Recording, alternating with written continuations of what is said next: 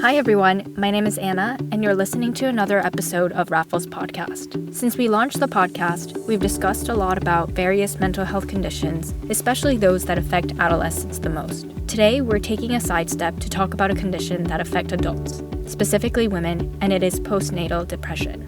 Without further ado, I'd like to welcome Dr. Anita. Dr. Anita is no stranger to us, and if you've been listening closely, you should remember her.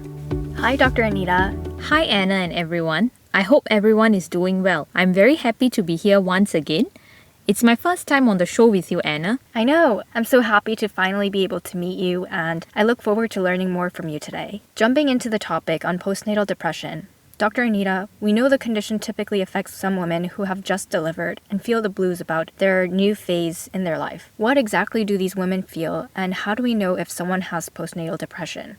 After giving birth, there is a period of adjustment which is required as mothers cope up with adjusting to the needs of their newborn.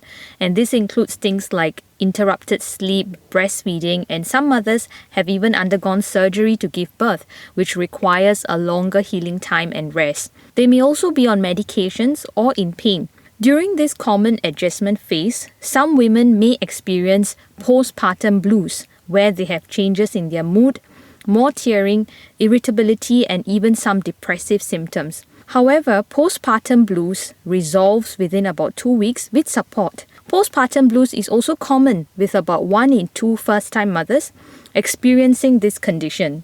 Postnatal depression, however, is depression with symptoms that often begins within 1 month of delivery, and it lasts longer than postnatal blues. Postnatal depression is not an uncommon complaint, and it is important for it to be recognized by the mother and those around her and treated early. I see. What are some symptoms of postnatal depression that women, or perhaps their partners or family members, should look out for?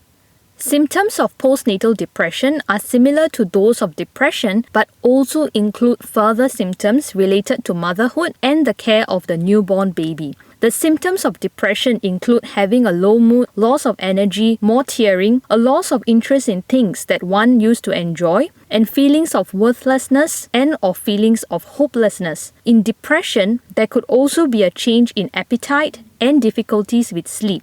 In postnatal depression, some of the additional symptoms relating to motherhood include excessive worrying about the newborn and feelings of guilt about not providing sufficient care to the child.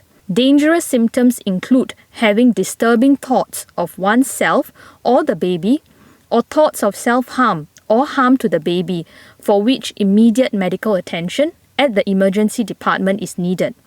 This is to assess the safety of the mother and the child, and if any hospitalizations and medications is required. Another important distinguishing feature is that suicide and features of self-harm may be present in postnatal depression but not in postnatal blues. I see. What are the risks of postnatal depression? Can women actually recover from it? So mothers at high risk to develop postnatal depression include those who have a pre-existing psychiatric history and marital problems, women who have poor emotional support from their family, and an unplanned pregnancy are also at higher risk. Women who have suffered from depression or anxiety during pregnancy are more likely to have postnatal depression as well. So, Dr. Anita, what if these women with postnatal depression don't seek help?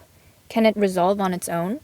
Mothers who have symptoms of postnatal depression may be hesitant to seek help, as they may worry that there could be a stigma associated with seeking help, or about how their family members and spouse may react. Some mothers may even worry about needing to take medications and that this may affect breastfeeding. However, if postnatal depression is not identified and treated, it can result in poor outcomes for the child and mother, where the maternal bond can be affected. This could impair the growth and development of the child. This is both the intellectual and emotional growth of the child, including resulting in any anxiety or depression in the child later on in life. Postnatal depression could also result in marital problems, and at its worst, postnatal depression can result in maternal suicide and infanticide. So how can mothers in need seek help for postnatal depression? All mothers should not hesitate to seek help if they notice or suspect symptoms of postnatal depression. There are multiple hotlines from hospitals and helplines that they can call, which we will post the link to in our podcast. The information they share with the doctor is confidential and they need to seek help early. There is also what we call cognitive behavioral therapy and interpersonal therapy as one of the treatment modalities available. Hence, mothers need not worry about medications as a barrier to seeking help in postnatal depression. Mothers need support and encouragement from their family members after giving birth, and family members need to play their part in providing this. If they feel they have a family member who is at risk of postnatal depression or who has symptoms of postnatal depression, they need to show their support for both the mother and the child in seeking medical attention and overcoming any stigma or shame attached to this topic. This is to allow the mother to recover and heal. It is also so that the mother can bond well with the baby, and this will safeguard the emotional, mental, and physical well-being of that child. Thank you, Dr. Anita. That was very insightful. I definitely learned more about postnatal depression today. And to all our listeners, I hope you feel the same. This was the Raffles Podcast. To find out more about Raffles Medical Group, please visit our website at www.rafflesmedicalgroup.com or follow us on our social media channels. In the meantime, be well and stay positive. I'm your host, Anna, and I look forward to having you listen to our next episode of the Raffles Podcast.